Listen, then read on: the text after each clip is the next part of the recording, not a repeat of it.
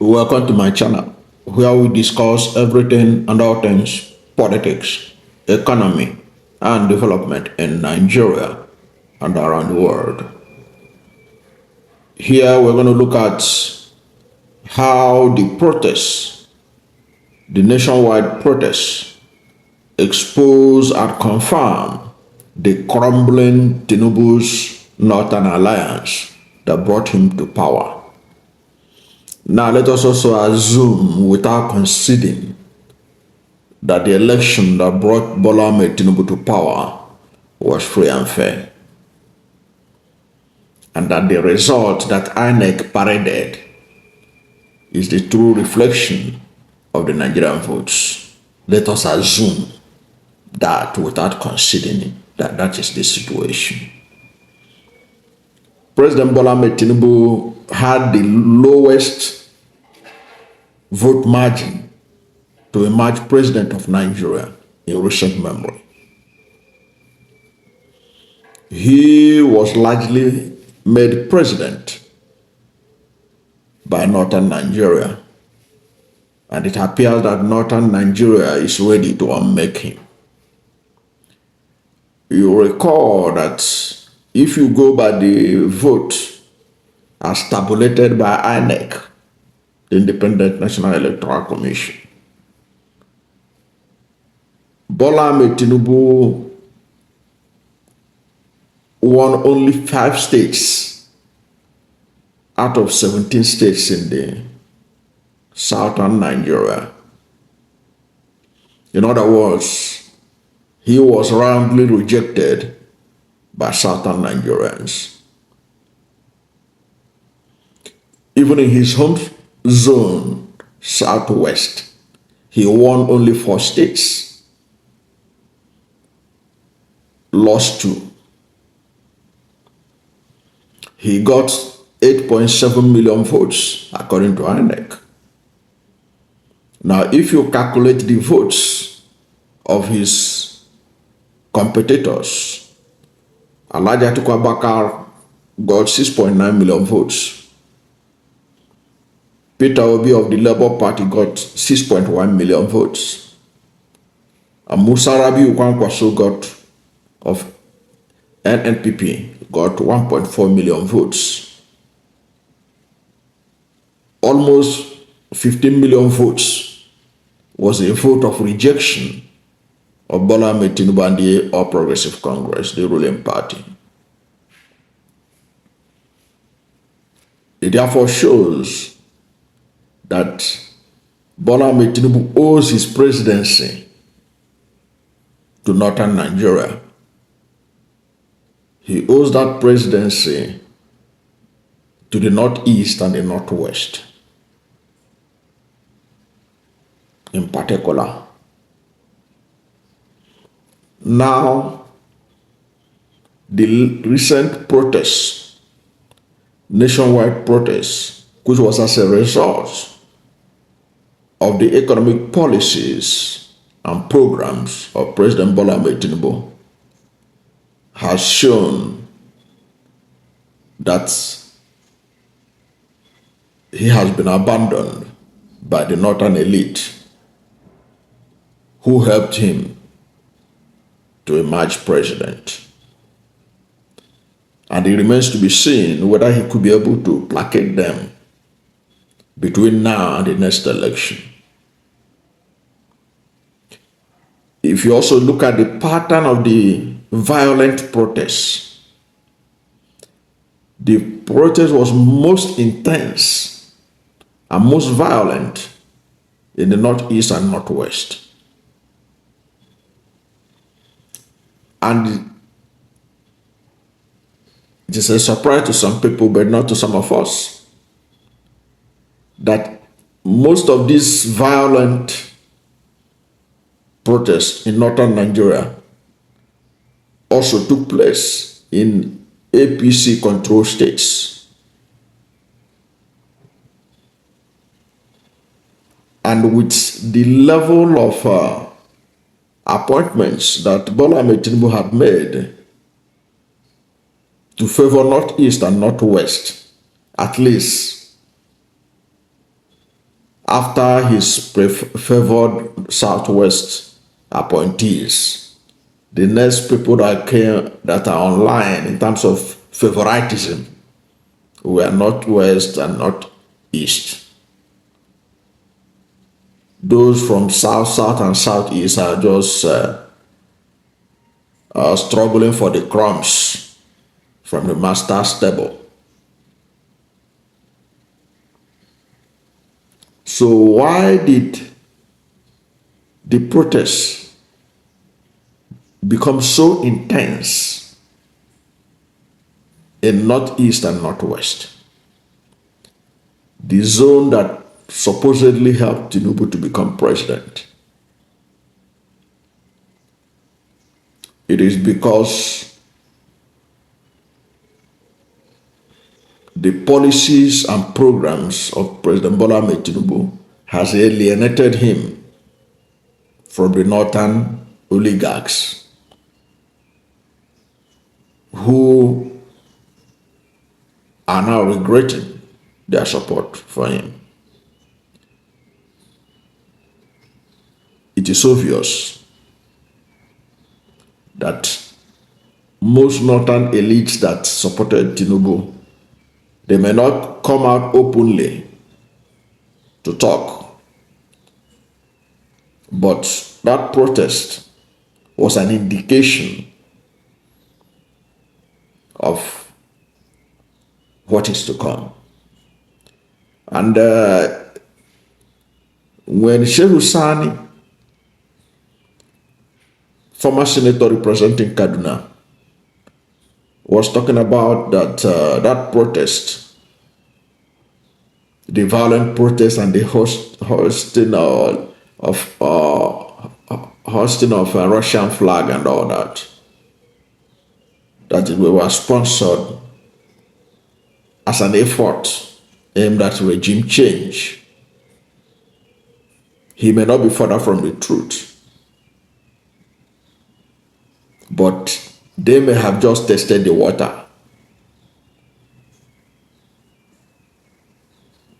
They may have just tested the water because it was an expression of discontent. It was an expression of a desperate desire for change. And when North wants change this desperately, it is difficult to placate them, because the next option left for Bola Ahmed Tinubu is to begin to dance to the tune of the North, so as to save his presidency. And then at the end of the day, hoping that they will allow him to do second term. But that is not what I'm reading from the events unfolding in the country. They not want to get this power back. The North do not want this power to stay more than 4 years under the control of Bola Ahmed Tinubu. You know, when Babashi Lawal, former secretary to the federal government, and a Christian for that matter,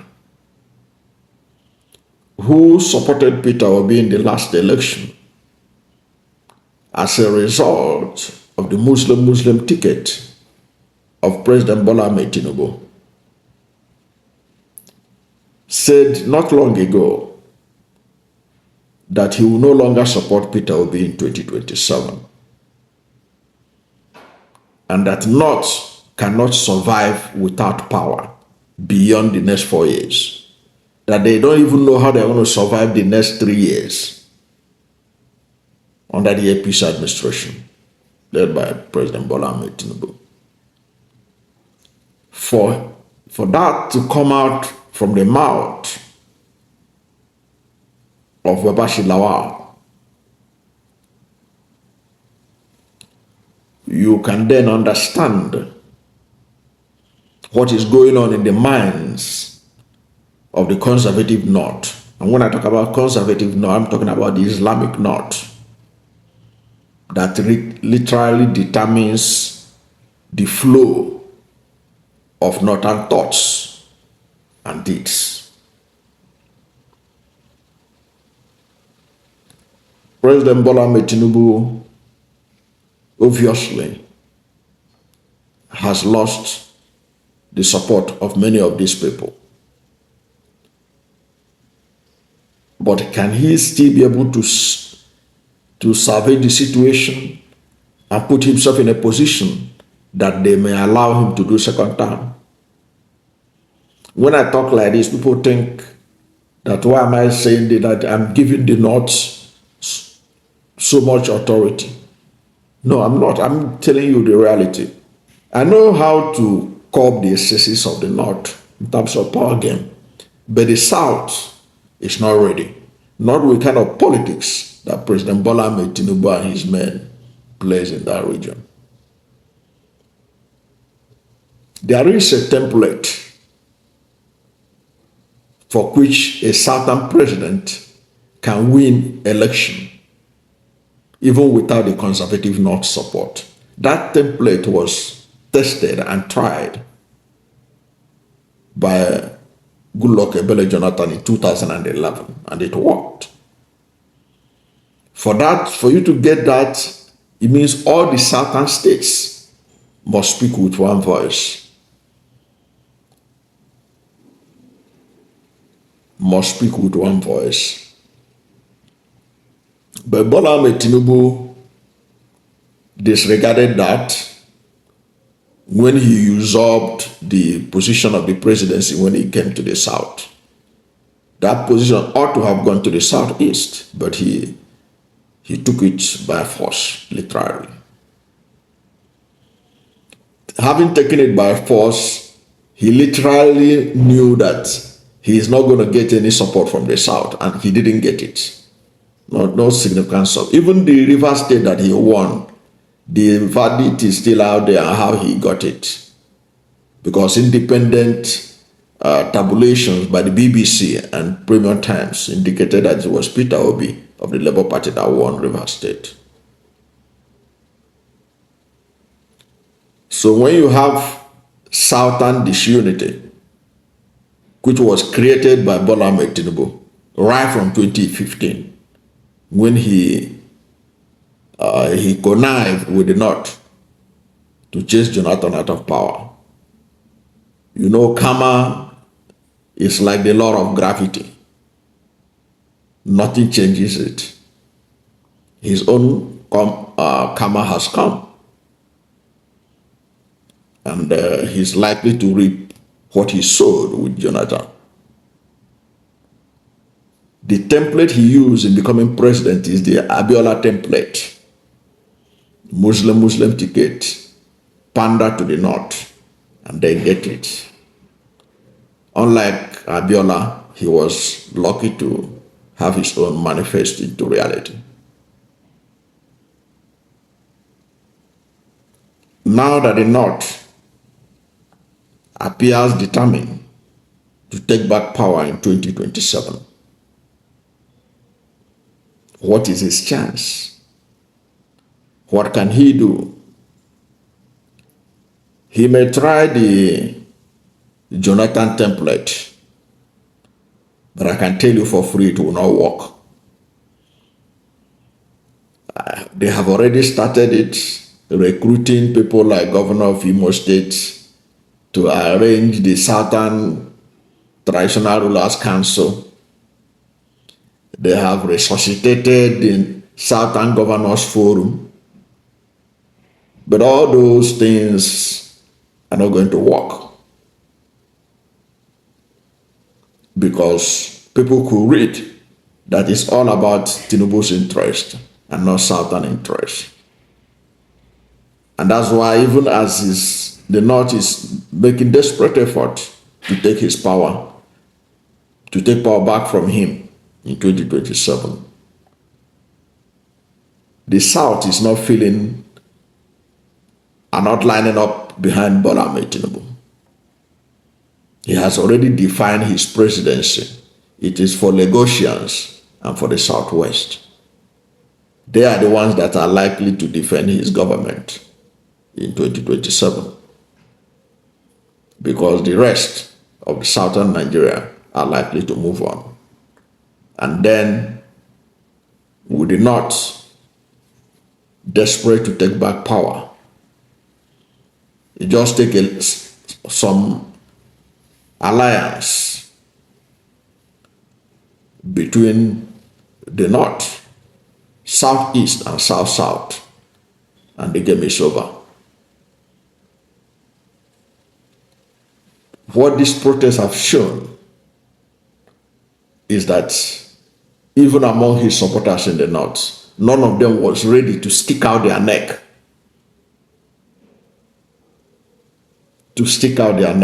Because if they were really serious, there wouldn't have been violent protests in northern Nigeria. If those who are around Bola Ahmed Tinubu, the politicians, the ministers from the North holding key positions, they didn't even lift a finger to stop the protest. And you ask yourself, while it is true that the hardship in Nigeria has increased based on the programs and policies of Bola Ahmed Tinubu, if this situation we are in today were to had happened under Buhari, I can tell you for free that you can't see this type of violent protest and hoisting of Russian flag, or the flying of Russian flag, or the waving of Russian flag. You will not see it. They will not allow it to happen. But they allowed it to happen to show, to signal their determination that Bola Ahmed Tinubu will be a one-term president like Goodluck Jonathan. How is he going to do it? How is he going to save this situation from not being his reality? He may decide to do like good Jonathan and ponder to the interest of the North in the next 3 years. But when the North has made up its mind, nothing can change it. It seems to me it's already too late. The Abiola template has given him the presidency. I doubt if it can give him the second term. That's my take on Tinubu's crumbling Northern Alliance. Thank you for watching this video. And if you are new to my channel, you have not yet subscribed to my channel, please subscribe to my channel, hit the subscription button, hit the notification bell. When you subscribe to my channel and hit the notification bell, anytime I have a new video, you'll be among the first to know. God bless you. And please don't forget to like this video, because when you like it, Google will rank it high and recommend it for more people. Thank you, and God bless you and yours. Meanwhile, I have books. The books you are seeing on the screen are some of my books. They are all available on Amazon. And Amazon is #1 in print on demand in the world. Anyone you want, if you want it on ebook, paperback, or hardcover, they will deliver it to your doorstep. That's how good they are. Thank you, and God bless you and yours.